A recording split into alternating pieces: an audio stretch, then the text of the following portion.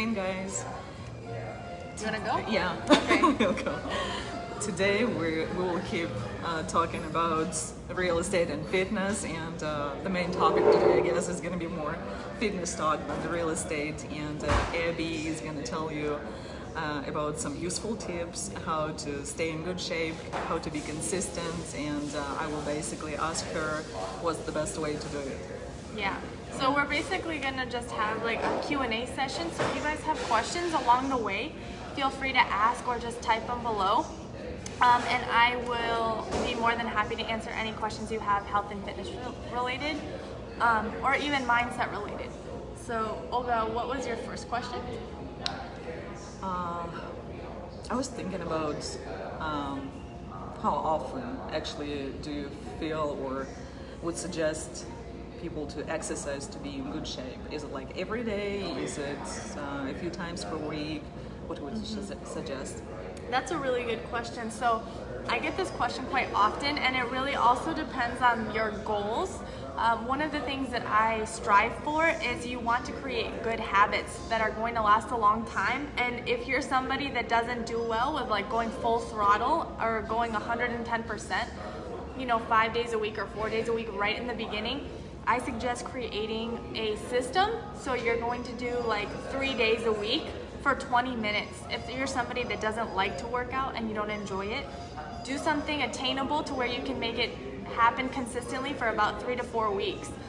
Going every single day or choosing that time to work out, I would say at least 3 days a week to start for 20 minutes. And then you would want to get to maybe 5 days, even 6 days a week you can work out, with having one full day of just resting. I usually will do 1 to 2 depending on my level of intensity. 1 to 2 what? Rest days. Oh, okay. Yeah. So if I have like really intense levels of working out, hey Jonathan, what's up? Hey Kalina. Okay, sorry, I get distracted. But yeah, so depending on the level of intensity, you want to have that time to rest and recover. So for example, last week I had really intense workouts, like 5 days in a row. Jonathan said, "You rest?" Yeah, I do rest. Not often, but I do. Because I also took a rest day since I knew we were going hiking outside. So it was still a slower climb and a small hike, but something that was still gonna keep me active. And so if you're just starting off, make something small and attainable. So 3 days a week for about 20 minutes, making sure that you try to be as consistent as possible. And then once you increase your level of intensity, you can also, I'm so sore, but I still wanna go to the gym. Yeah, that was me last week. I was sore and I was like, I don't know if I should go to the gym, and I still went to the gym. But it's because I have already established that ingrained habit. So like I can't not do it. So I went and I still went to the gym. I just did a really light workout. So the biggest thing you want to do is make sure that it's something you can create to be like a habit and long term. If you're just saying that you want to lose weight and you end up only going for like 5 days a week for two weeks or 3 weeks, that's really not going to be sustainable for you, right? For some people that works, for others it doesn't. So if you're somebody that already struggles getting into the gym or getting into shape, you need to make it attainable. You need to make it something that you can actually do for yourself and do it long term. So start small and then slowly increase your intensity, and then another day or two, because you can work out easily 5 days a week with 2 rest days somewhere in between or in the middle of your week, to where you're still seeing progress and you're still allowing yourself and your body to recover, which is just as important as honestly working out, is allowing your body to rest and recover, which I'm learning.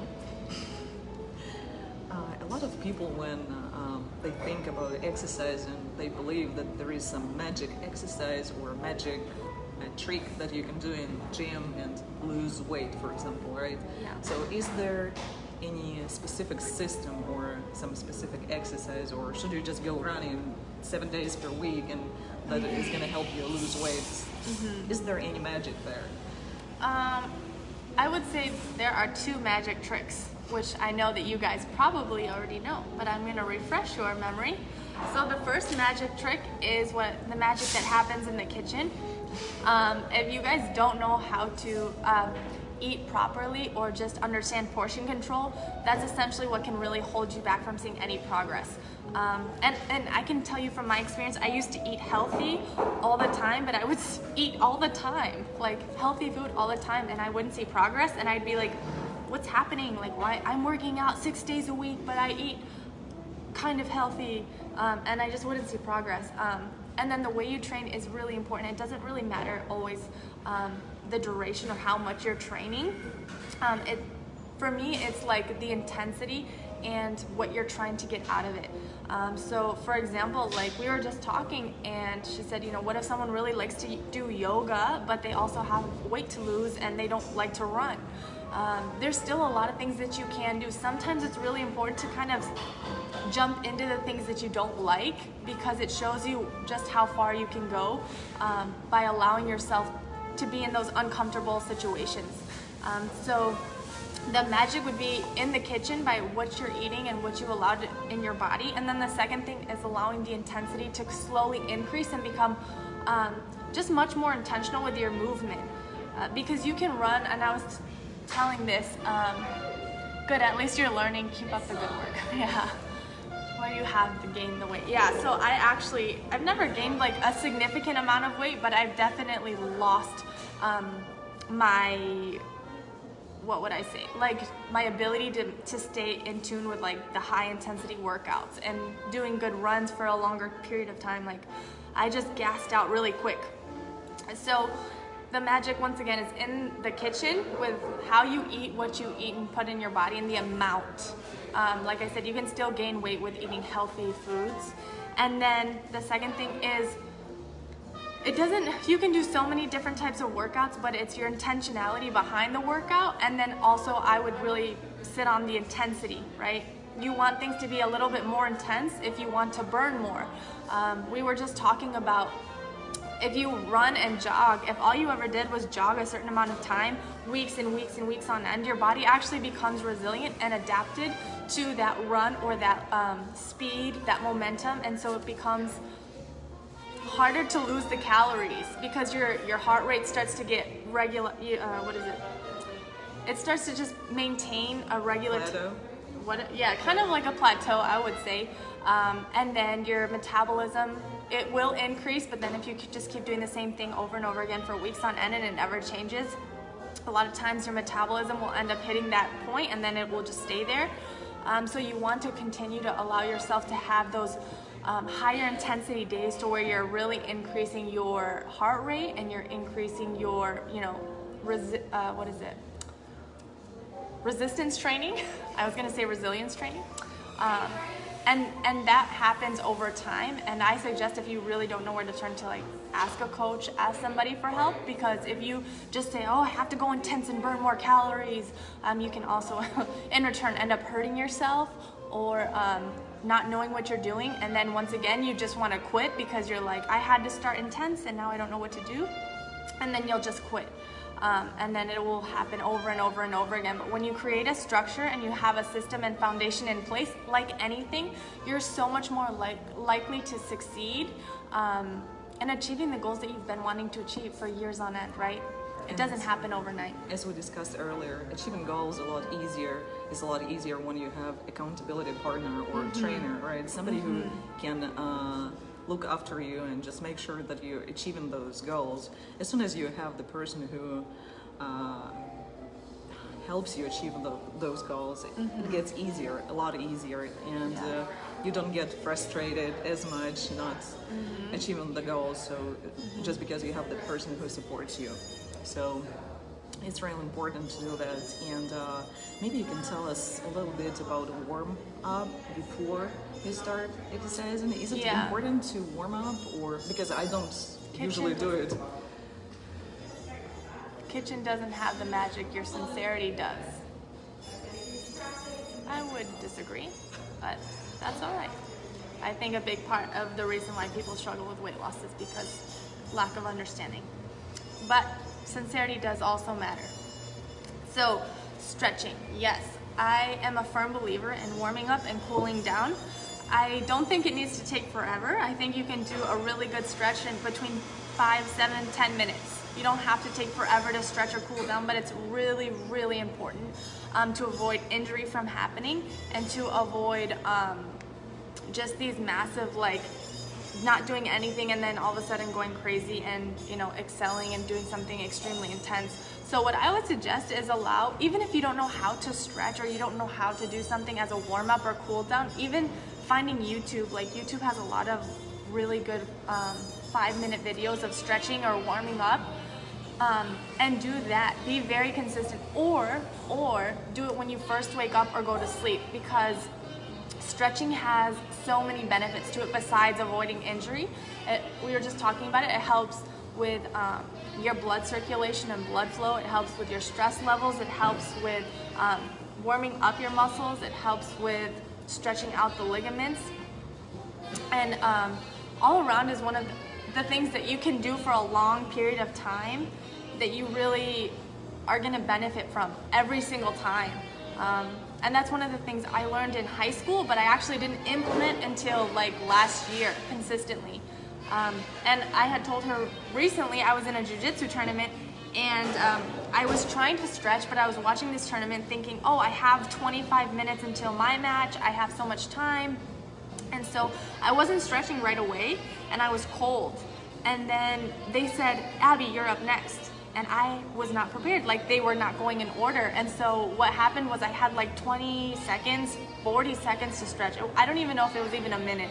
I said it was a minute, but like it was not that fast, because the tournament match ended and then they called our names within like 15 to 20 seconds. So I went out and did a 7-minute match. And so...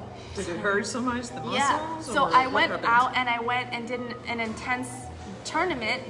It lasted like, I think 5 minutes or 4 minutes. It wasn't the full round. And I held a position so long that I ended up pulling my hamstring muscle to where like my whole leg was like shivering. Like it didn't snap or anything, but it was so cold and then it went so intense so quick that, I mean, it took like months of recovery. It still hurts, but it's definitely not as bad. But I can tell you, like, there's certain positions I can't do as well now because it's taking time to recover, simply because I didn't stretch. And I knew it was important, but I just didn't do it because I didn't have time. So if I can tell you anything, when it comes to working out and being consistent, stretching is something that is just so important. It's like water. You don't want to just forget about it and neglect it until it's too late or until you're really thirsty. You want to have it a little bit at a time and continue to introduce yourself to it. Once again, it doesn't have to be 15 minutes the first time around. Nobody wants to just sit and stretch for 15 minutes. Start with 5 minutes, start with 3 minutes. First thing when you wake up, last thing you do before bed. And then it will become a lot easier for you to be able to actually do. Okay, good. Sorry, this is very long answers, but it's really case by case. Right, I get it. So, what's, I don't know, there are people who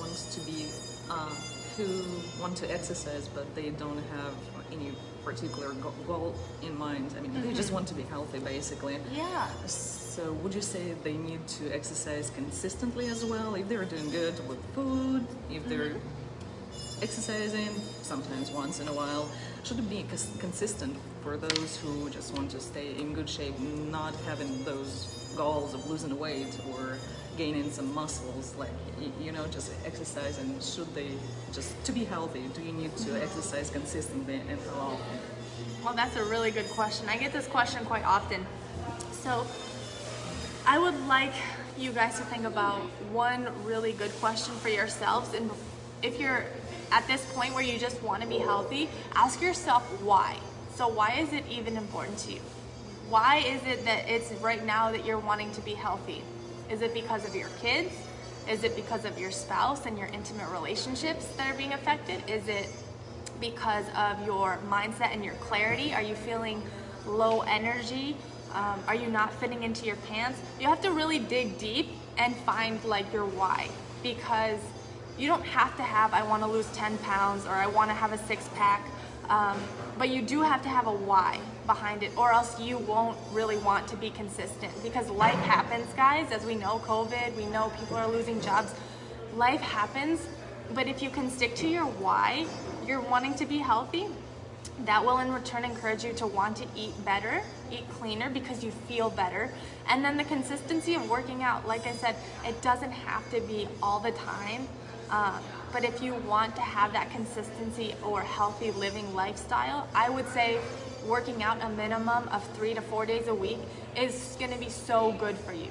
And if you're not sure how to work out, or if you're not sure what exactly to do, then you should reach out for help, because this is one of those investments that it will in return directly affect you. I talk about this all the time, how people go to college and they'll spend thousands of dollars not even sure if they're gonna get what they're looking for, right? Not even sure if they're gonna get what they thought would be a good return. But for some reason we end up putting a price tag on our health. And if that's the case, what do you feel like your health is gonna cost you? Is it going to cost you an investment financially because you have to get back on track? If that's the case, that's a really good investment. That's the investment you want to have, is a financial investment. Because if you're losing time with your family, if you're losing time because you're having to go to the hospital, if you're losing time because you have to go to appointments, if you're losing time because you can't keep up with your kids or your relationships, that's way worse. So first, ask yourself why. Why is it important to even get healthy? And second, maintain something that you can keep. I would really suggest 3 to 4 days a week of something active. Being active is so, so important. It helps so much. Stress levels, clarity, your thought process, your digestive system, okay? You don't even think about it? Yeah, it affects your digestive system. And then the way that you eat and feed your body. Is it something, I like to ask, is it something you would give your kid? Is it something you would encourage other people to do with their children or their families? And if you can easily say yes, it's something that they would and it is good for them, then okay, that's a really good way to start. But like I said, if your goals are really big and you have a long way to go, then you would want to get support. You do need that support and that foundation like anybody. You have to have some kind of a groundwork established before you can build up. Like building a house. Would you say that there is a good reason not to exercise? Whatever it is. I'm too busy, I'm too sick, I'm too whatever. No. It's just is there a good reason not to exercise, let's say 5-10 minutes, I don't know, start with something small and... Unless you're physically or mentally incapable, which if you're watching this, you're not, there's not a good reason. There's never a good reason, I think, unless there's something that's detrimental to your life or somebody else's life next to you. There's no reason. If you say you don't have time, it's because you're choosing not to make time. I don't like to beat around the bush. I like to be very direct because this is our health and fitness. Right. And you only have one life, guys. You only have one life to live. Why on earth would you create an excuse to not live the life that you deserve to live, right? And I stand by this. I stand by this because I've seen things time and time again. And my favorite thing, on a side note, my favorite thing as a coach to see is people that are in gyms that want to be in gyms, but they also know the need to be in the gym. So people that are overweight, people that are struggling and on oxygen tanks, and I've seen that. And people that are, still in wheelchairs and they are crushing it. Why? Because they know the value of life. So if you're creating an excuse like time or finances or busyness to be a reason why you're not actually investing in your health and in your way of living, then you're going to be sadly awakened when you're in your 80s, 90s, or even late 70s and you're struggling with things that could have completely been avoided had you just put a little time into it every day. Like she said, 10 minutes, 15 minutes, 30 minutes. All my workouts are not more than an hour. And that's with workout warm-ups and cool downs and in between. So if you're thinking, it's going to take 2 hours, no, it's not. It can take 15 minutes, like she said. And if you don't have time for 15 minutes, then take away Instagram and Facebook, and there you have your time. Yeah, maybe more than 15, maybe 2 Yeah. hours there. Yeah. Yeah, so, yeah, I agree on that. So there are no excuses not to exercise. And let's talk from your perspective. So she's a mom, a wife, and she works. pretty much more than full time, I would say. And you still work out, right? I do. Yeah. And do you Like- still cook some meals? I do. Yeah. Well, for me, like today, it was a little harder to get up because I had a busy day yesterday, and I wake up at 4:30 in the morning to exercise. So I don't have time to exercise when my little one is up, and I need to take care of him and then go to work. But I do it before everybody else gets up. So I'm done exercising by 5:30. I'm out of the shower, so I'm done exercising. So it's like it takes me 30 to 40 minutes to exercise, but I do it consistently. I do it 5 to 6 days per week. It's not easy sometimes to get up and say, hey, I'm ready to exercise, but I mean, if you know that you need to do it, you just get up and go. So you But know. she knows her why, and she does it, right? Well, like right, it's just it's exactly. become consistent. It's become a habit. Correct. But again, you need to know the importance of discipline as well. You're not going to be able to exercise if you don't have that discipline. If you're not disciplined enough to exercise for 10 minutes every day, you're not going to do it consistently over a long period of time and get good results. So get consistent at what you're doing. Set it as a goal. Don't do it like 2 hours or an hour. Don't go to gym. Don't drive. I hate driving to exercise for an hour. I guess I'm lazy to exercise at home. I just like put on my clothes and just go and exercise by the house because I'm that lazy, or I don't feel the need to drive in to the gym. But just get it done because it's important for you long term. If you want to be successful in life, you need to be able to set priorities, and your health should be your main priority, because you're not going to be able to take care of yourself and then your family and your business or your work. So then you will end up having all those negative results. Take care of important stuff at the beginning. So just set the goal, get it done, and keep going. And I want to mention what she said, which is like it's a turning point for so many people. People tell me all the time, like, oh, Abby, I'm just not motivated anymore, or I just don't have the motivation. And I think it's silly because she said it. I didn't even have to say it, guys.